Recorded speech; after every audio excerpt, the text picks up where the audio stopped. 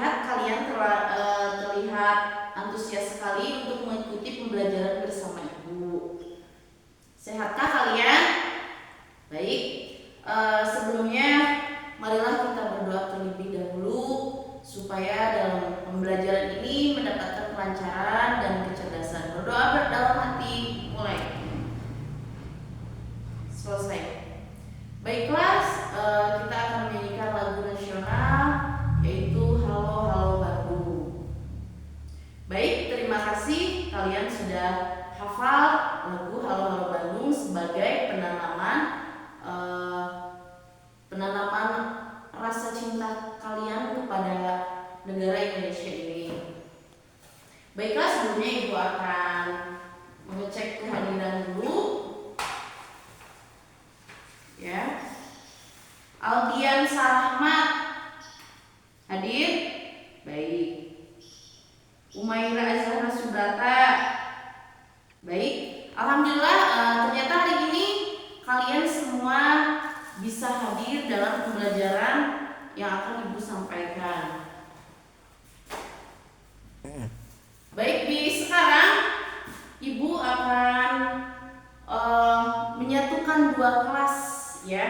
Dua kelas, yaitu kelas 4 dan kelas 5. Kelas 4 dan kelas 5. Kelas 4 yaitu untuk mata pelajaran bahasa Indonesia.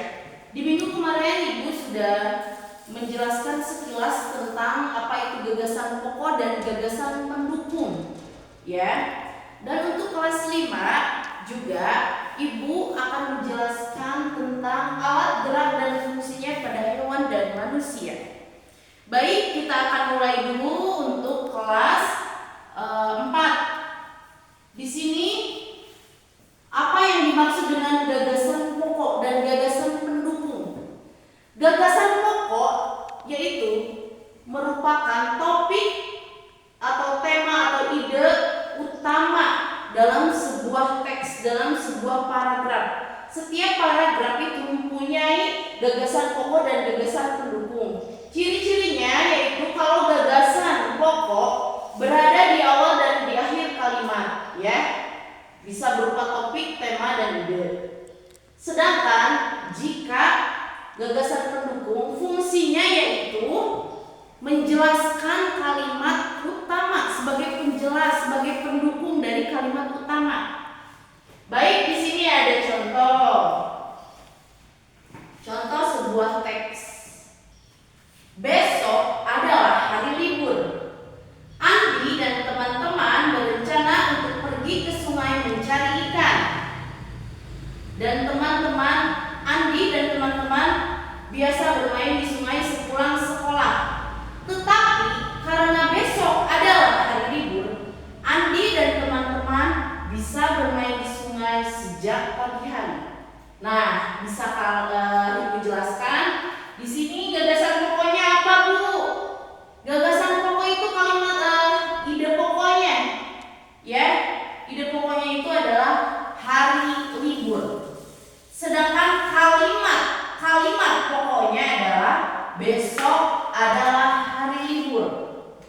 Sedangkan untuk gagasan pendukung yaitu untuk menjelaskan kalimat utama dan gagasan pokok. Dari bacaan Andi dan teman-teman biasa bermain di sungai sepulang sekolah, tetapi karena besok adalah hari libur, Andi dan teman-teman biasa bermain di sungai sejak pagi hari. Baik, untuk kelas 4 sudah Ibu terangkan. Selanjutnya untuk kelas 5. Kelas 5 di sini Ibu akan menjelaskan alat gerak dan fungsinya pada hewan dan manusia. Ayo anak-anak, apa sih yang kalian ketahui tentang alat gerak? Apa? Baik, betul. Kaki, ya. Tangan, baik, betul juga. Tepuk tangan buat semuanya. Di sini alat gerak dan fungsinya pada hewan dan manusia. Kita ambil contoh dulu pada manusia.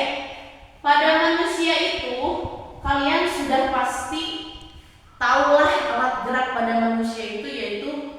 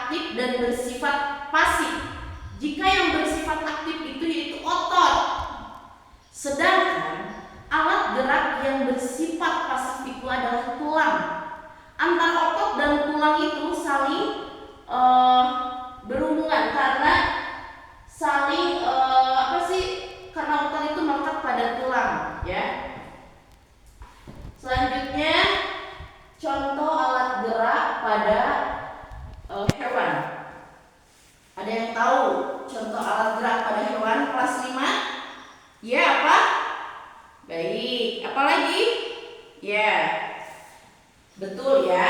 Di sini kalian sudah menyebutkan kalau ikan itu pasti bergerak dengan sirip.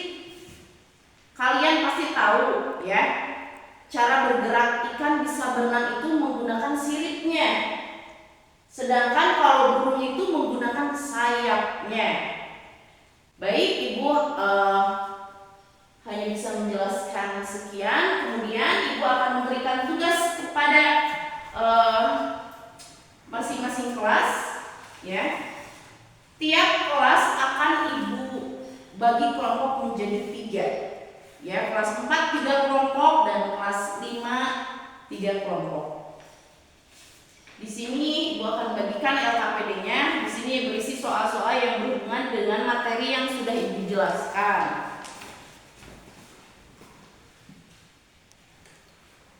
Baik, Ibu akan menjelaskan juga nih sebelumnya tentang ya, jika ada yang belum dipahami ya. Apakah sudah dipahami apa yang Ibu jelaskan barusan? Masih kurang paham? Baik, Ibu akan memperlihatkan salah satu video di sini ya. Di sini ada contoh alat gerak pada hewan dan manusia. Sebentar.